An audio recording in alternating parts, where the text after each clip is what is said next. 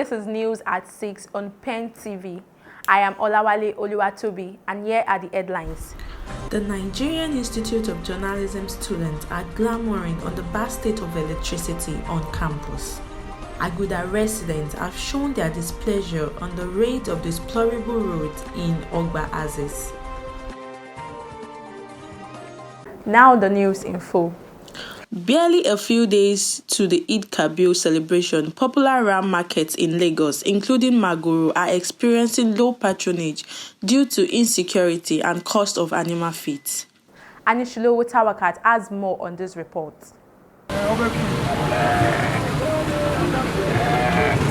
The lamentation of buyers and sellers is almost the same, as they complained about the hike in the price of ram, which rise to 80% compared to past years. The price this year has been very high, different from what we bought last year. I'll say something like more than 50-70% increase in price of what we bought last year. I was there last week to buy rams. I bought 2 for the price of 3 that I bought last year. So, and I'm here again to buy another one, but the price has been very, very high. I'm not too sure if I'll be able to get another one today, because what they've been calling for me is different from my budget, or far over my budget. Price of ram in last 3 years, even COVID-19, when the people has not saying no market, no money, wallahi, the price is very low. We have a market in that time very well. So this year, everybody was talking that's no money. Even the price is very highest in last week. But what we have saw how the market has going now, we just reduce the money. Last year I was here. This year I'm here too. But the truth of the matter is that the rams are really, really too expensive. So I won't lie to you, it's really, really, like last year I bought like 30. 2 years ago I bought like 25. This year we are struggling to buy 10. They blamed the hike on the high cost of prices of diesel, the cost of grazing rams, and Fulani herdsmen. And when you ask them, they want to tell you the cost of raising the rams, the cost of transportation. Most of these rams are from the north. And considering the security challenges, they even complain that some of them were attacked on the road. And as such, the little one they have to come, they still have to balance. So I think the most problem is because of the economic situation of the country. Of course, you know now there's petrol scarcity too, and the high price in pump price. So everything will be added to the ram. And I guess part of the reason or the cost of increase in price could be associated with increasing the cost of diesel, which is the main source of what the trailer they use in bringing the animals into Lagos basically from. The first thing when you have first also like money for the fuel, like diesel now. One ram they are bringing from north before 2005. This year is very double. It's going to 7,000 naira, because we are carrying trailer before like 300,000, now 1.8. So that is what affects us. However, some residents who do not buy before Salah schemed to buy on the day of Salah, because the price usually drops as the festivity draws to a close. I am Anishilowo Tawakat, reporting for PEN TV. A student of the Nigerian Institute of Journalism has said the lack of electricity supply is hindering the students' learning process. The institute has been experiencing a shortage of electricity supply since the beginning of the second semester. Ijaola Deborah has more on this report. Stable electricity has a huge role to play in making a country develop. Lack of electricity supply has not only affected Nigerians' development, it has also become an hindrance to the students of Nigerian Institute of Journalism learning process. The student advisor, Mrs. Eke, has explained to the students that the hike in diesel price is the cause for the shortage, as the institute can't keep running on generators. The student of the institution we interviewed stated how the unstable electricity has affected them. Me as a student of NIJ, HND1 precisely, the lack of electricity has really affected me in school. Most of the time when we get to receive lectures, most of the time there is no light to even project in class, because there are some courses whereby we need to project in class and the lecturers get to complain that there is no light, so we can't project. So that is an issue on its own, on its part. And due to the cost of diesel now, I know fine everywhere people are complaining about the cost of diesel, being that it has skyrocketed to 850 naira. So I guess that's why electricity has been so bad in the school. But even still, we pay school fees. I think with that, even if they don't earn it every time or every day or throughout the day, at least when it's important, especially when we need it in classes, they should be able to on the gen for us to use in the class. So that's just what I noticed. And also it has affected me most of the time. No lights, no fan, the AC will not be on. We get to sweat in the class even when we are taking lectures. And you know, when your environment is conducive for lecturing, there is no how you get to understand what your lecturers are saying. But when the environment is not conducive, students are fanning themselves with books and issues like that. It has really affected me a lot, because at home there's no electricity, in the school there's no electricity, so it means it is not conducive. I mean, let me use the word agreeable. It is not agreeable for me to learn very well, and I think it shows that the present administration has failed, because when they were coming in 2015, they promised change, and they said, you know, part of the social amenity they promised then is availability of electricity supply. But now there's no electricity, and even I mean the diesel, whereby even there's no power supply, the school needs to, you know, put on the generator, but the diesel at the moment is 850. So, and what are we paying as a student?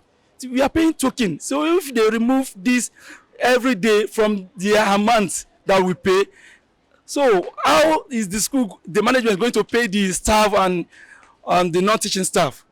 However, a lecturer of the school advised the school and the students to improvise so that the scarcity of the electricity won't obstruct learning.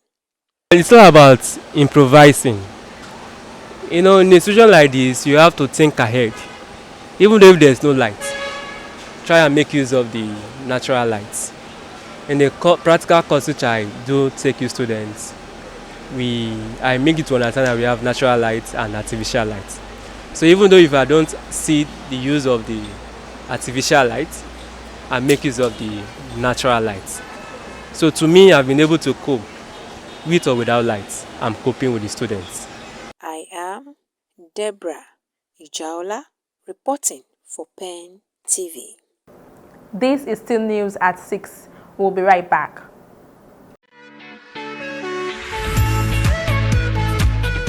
Admission into Nigerian Institute of Journalism, full-time and part-time national diploma, higher national diploma, and postgraduate diploma program for 2022-23 academic session is on. Suitable qualified candidates should visit www.nij.edu.ng,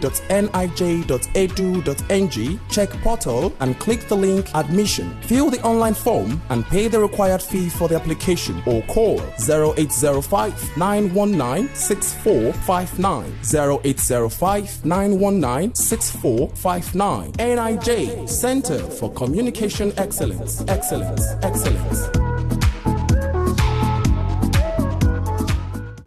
Welcome back. Thanks for staying with us. In response to the bad roads and the poorly constructed canal of Akinola Close, Aguda, and the continued complaints of the residents and the motorists, we have gone to find out why they feel neglected by the government. Agbola Samihat reports. This is the fate of the residents of the people in Aguda, Lagos. The residents have complained severally on how bad their roads are and how much it's been affecting them, especially during rainy season. During rainy season, actually, it's not funny because the erosion used to be much. And more especially those people that are living at that down. Going down to that place is not easier for them. So to me, I would like government to do something about it. They also lamented on how the road has been in the same condition for years, and they feel like the federal government don't have any interest in reconstructing it. Because the federal government have always promised to work on the road, but it all come out empty.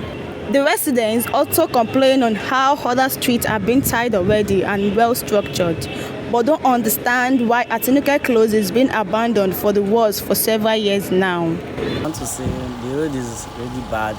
There are so many times, few times I went to fresh water and I always slip and fall the bucket down, broke the bucket. And most of the times when rain falls, it's not possible for me to pass here or even thinking of fetching water because this place is not a good environment for us humans to adapt to. Mrs. Grace also gave her own opinion and spoke about how the local government chairman can do better for the safety of every resident of the street, in which they will really appreciate. The road is not really good. It's not helping the people that lives within this vicinity because you can imagine the gutter. Even when rain is falling, you will see erosion, flood everywhere. So it's really affecting people that lives in this area. If government can look into it and local government, yes, and support the people that lives in this area. For instance, if a car want to turn here, like my husband's car was scratched in this particular place because of how narrow is the road and how the road is. And the road is also sloping. If they can, as in put sand and some concrete to make the road balanced. And then after putting all those things, they tie it and make the street okay for the people that lives around. We really appreciate it. On business news tonight, Adeluola Omolara gives more detail on Nigerian banking sector. In 2022, an increase of 109.8% compared to $98.2 million received in the second half of last year, and 46.5% higher than the 1 billion inflows recorded in the corresponding period of 2021. According to data from the Central Bank of Nigeria (CBN), the banking sector recorded the highest foreign inflow in the period under review compared to other sectors in the Nigerian economy. Fidelity Bank raised $400 million through Eurobond insurers in 2021, following a similar issue in 2017, while banking giant UBA also redeemed its $500 million 5-year Eurobond in June 2022. This is an indication of the creditworthiness of the Nigerian banking industry and possible confidence for foreign investors to be willing to invest in the sector. Now, entertainment news. On entertainment news tonight, one of Nigeria's foremost gospel singers, Shola Allyson, recently released a 10th album titled Imisi on the 7th of July. In line with the release of the 8-track album, she held a concert on the 17th of July at the Marcelina's Place, Ikeja, to celebrate a successful journey and give her guests a fantastic ministration, which she titles Graceful Journey, as she recounts the blessings of her almost 2 decades. Grateful that I could be here, that I was not silenced, that I was not submerged, under life's challenges. I'm grateful for many things. I cannot put into words right now. So how does it feel? It feels really good. Shola Allyson Obaniyi is a Nigerian soul gospel singer and songwriter who shot into limelight with the hit album Eji Owuro, which was the soundtrack album for a film of the same title. Apart from being a singer, she is also a voice coach, counselor, and a woman who is happily married and blessed with 3 children. And she also makes music covers for Nigerian movies. I am Agbola Samiat, reporting for PEN TV.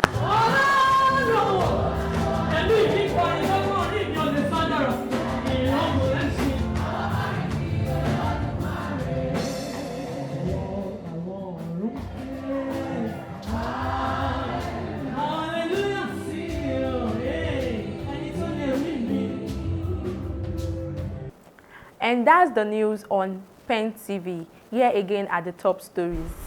The Nigerian Institute of Journalism students are glamoring on the bad state of electricity on campus. Aguda residents have shown their displeasure on the rate of deplorable roads in Ogba Azis. Do well to follow us on all our social media platforms. I am Olawale Oluwatobi. Have a good night.